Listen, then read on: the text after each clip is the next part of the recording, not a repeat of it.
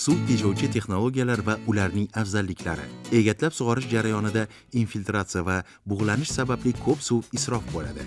Tomchilatib sug'orish bu mukammal sug'orish texnologiyasi bo'lib, u qo'llanayotganda suv bilan birgalikda zaruriy o'g'itlar sug'orilayotgan ekinning ildiz qismiga uzatib beriladi.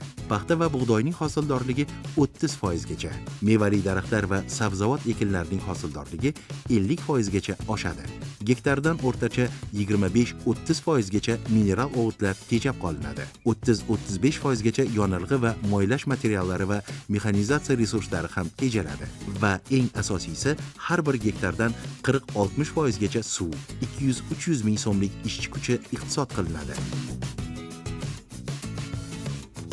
Tomchilatib sug'orishga ketadigan xarajatlar. Hozirgi kunda tomchilatib sug'orish tizimini o'rnatish xarajatlari gektariga o'rtacha 20-25 million so'mni tashkil qiladi. Bunda xarajatlarning to'liq qoplanish muddati o'rtacha 3 yilni tashkil etadi. Suv yetkazib berishda esa gektardan 80-100 ming so'm tejab qolinadi.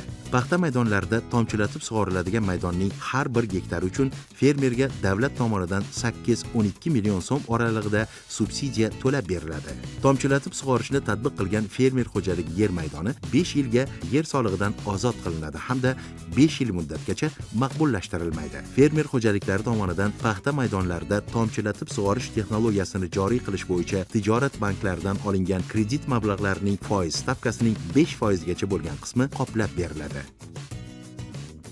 Kelajak uchun suvni asrang.